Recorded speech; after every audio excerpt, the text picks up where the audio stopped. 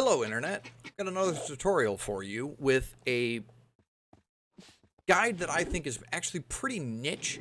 I've encountered a need to do this in exactly one mod pack. It was Stone Block 2, had enough fusion crafting recipes that it felt the need to autocraft. I felt the need to be able to autocraft them, but for anybody else who's playing through Stone Block 2 or has encountered a need to be able to automate fusion crafting from Draconic Evolutions using Applied Energistics, I'm going to show you how to do that. So the first thing that we need to do is you need to have your ME system, and you can build it however you want. It doesn't matter. You do need to have your crafting CPU set up, and if you're interested in finding out how to build one of these and get it all working, I do have a video detailing all of that. And then you need to have your Draconic Evolutions Fusion Crafter. And as you can see, I've got a few extra blocks on here. But all you need is you need the crafting core, you need the crafting injectors, enough of them for your recipes, and then you need some kind of power source and a way to get power to each one of the crafting injectors. The crafting core does not need power.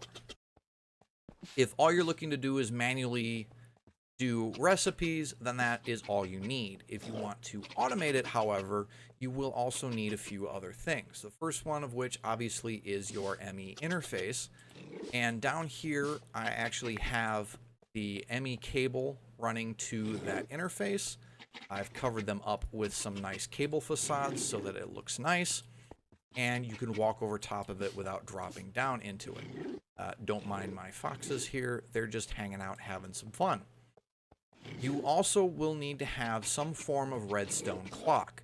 You can use a modded redstone clock block like I have right here, or you can build a vanilla redstone clock. You can build a hopper clock. You can use a repeater clock like I have going right here. Whatever it is that works, you just need some way to deliver a redstone signal to the crafting core fairly regularly. It's up to you how frequently you want to do that, and up to your server and how much lag it actually can handle. The extra utilities redstone clock here seems to generate no lag whatsoever. Using vanilla clocks like this one or a hopper clock can create some lag, so that's something to keep in mind.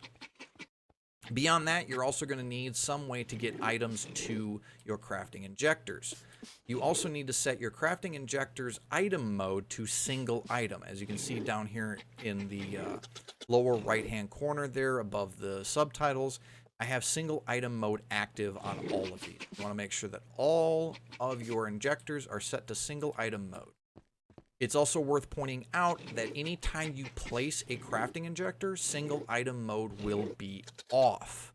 If you take one down to upgrade it and you put it back, the one that you put back will have single item mode deactivated. So you will need to go back through, and it's just you hold shift, you right click on it, and you will get the message in chat and see the message on the screen change to tell you whether it's active or inactive. So make sure that those are all active, or it will cause you problems. Now, for the item distribution, I have chosen to use the Impulse Item Duct here from Thermal Dynamics. And the reason that I've done that is because, like I said before, Stone Block 2 is the mod pack that I encountered this in, and Stone Block does have Thermal Dynamics installed, so you can use this method. You can also use Ender.io item conduits. You just need to make sure that you set the one coming out of here to extract only. The ones going into your actual injectors can be set to extract and insert. That's fine. But you run your item duct to that. You make sure that they are contacting your crafting injectors, and as you see, it does recognize these as being capable of accepting items, so it will show the output block like that. I also like to, I also like to put a servo on the face touching the interface. This does not need to be active. It isn't being used to actually pull items out. The only thing that it's doing is it's acting as a one-way gate. So if an item, if you're, for whatever reason, if it decides to send 5 items down this item duct, it will fill these 4 up, and then that 5th item will actually bounce back and come back here, and when it gets here, it'll go right back into the interface, which will cause your crafting recipe to fail because that item has gone back into your ME system. Not helpful. So if you put the servo on here, the item can't go back into the interface, and it will come over here and fill up on this side. Like I said, you'll also need some way to get power to everything. And the other thing that you're going to need is you're going to need a way to get the finished product out of the crafting core.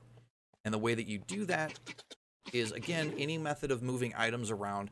I have the same item duct that I have over here set up right here. And in this time I have a servo, and this is set to ignored, so it is always active. It is always trying to pull items out, and it will only pull an item out of this bottom slot, so you don't have to worry about it pulling out the item that you're putting in the Fusion Craft with.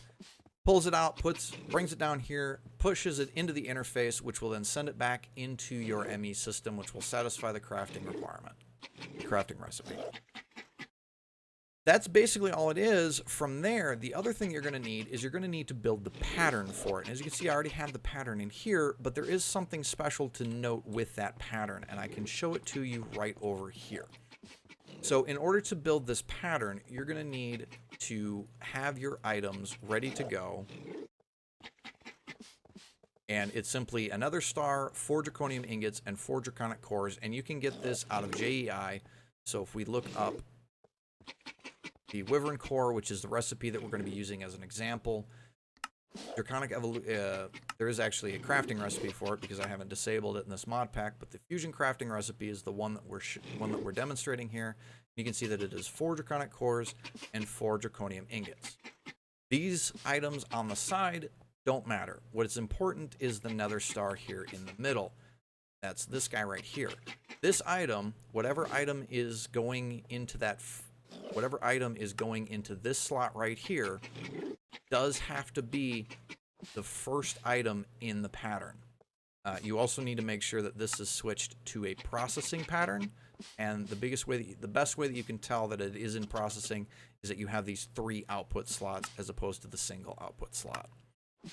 So that central item does have to be right here in the very first slot in your pattern. The rest of the items do not matter where they go, so we can simply put the ingots in, we can put the core in. Now, this is a valid recipe, but as you see, it didn't autofill the pattern. Because of that, we do need to have one already made. And the way that I tend to like to do it is I'll collect the items, put them in here, and then I'll go over to my machine, and I'll do this for Draconic Evolutions or Mechanism or whatever machine I'm automating. Load up the machine, run it through once, then go back to my pattern terminal. I will then have a finished product in the ME system that I can take out, place down, and now I have a complete pattern that I can encode, which I don't need to do because I already have it in here. But as you can see, it will create 1 Wyvern core from 4 draconium ingots, 4 draconic cores, and 1 nether star. Now, the reason why you put a redstone clock here is because when you set up this fusion crafting manually, a little start button will appear down here. And that has to be clicked. The redstone clock, the redstone signal, effectively clicks that button for you every time it goes off. So you can just access your ME system however you want to do that, bring up your auto crafter, select start. As you can see, it will fill up everything and it will immediately begin to process. The charging method and the fusion method, there is no way to speed up. You can't make it go any faster. You can make the charging go a little bit faster by providing faster energy output to it. If you're doing this in Stone Block does have the redstone flux installed, so you can set your flux plugs up and remove the limits on them, and that will allow the crafting injectors to pull power a lot faster. But the actual fusion process takes as long as it takes. And once it's done, you can see the item is immediately pulled out into the interface. And if we look in our ME system, we now have 2 Wyvern cores ready to go. There's a bunch of different ways that you can set this up. And like I said, you can use any item move method to replace these item ducts.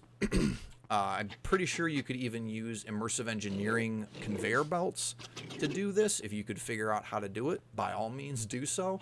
Same goes for the redstone clock. Anything that will apply a periodic redstone signal to your core will work. You cannot use a continuous redstone signal, so just a lever on the side of it isn't going to work. I did try that. You put a lever on it, but just that won't work. It'll go off once, but then it won't go off ever again. So it does have to be some kind of a pulsing signal. And like I said, depending on what mod pack you're playing, you'll have different options for redstone clock. This is the extra utilities one. I know Silic has one, and I believe a couple of other mods out there also have some form of redstone clock. And if all else fails, you can always build yourself a vanilla redstone clock. That's really about it. There's not a whole lot to it. It's just not something that's terribly well documented, and it does have the one little trick about requiring that first item to be in that first slot. If it isn't, then your recipe is going to end up messed up. But as long as you put that item there and you make sure that your item ducts are all set up correctly, everything should work fine for you. If you have any questions, or if you have come up with better ways of moving items around for this, please let me know. Show me, send me a picture. You can tweet at me. You can leave me a comment here on YouTube. Whatever works for you, I'd love to see it. But until then, I will see you next time. Happy Minecrafting.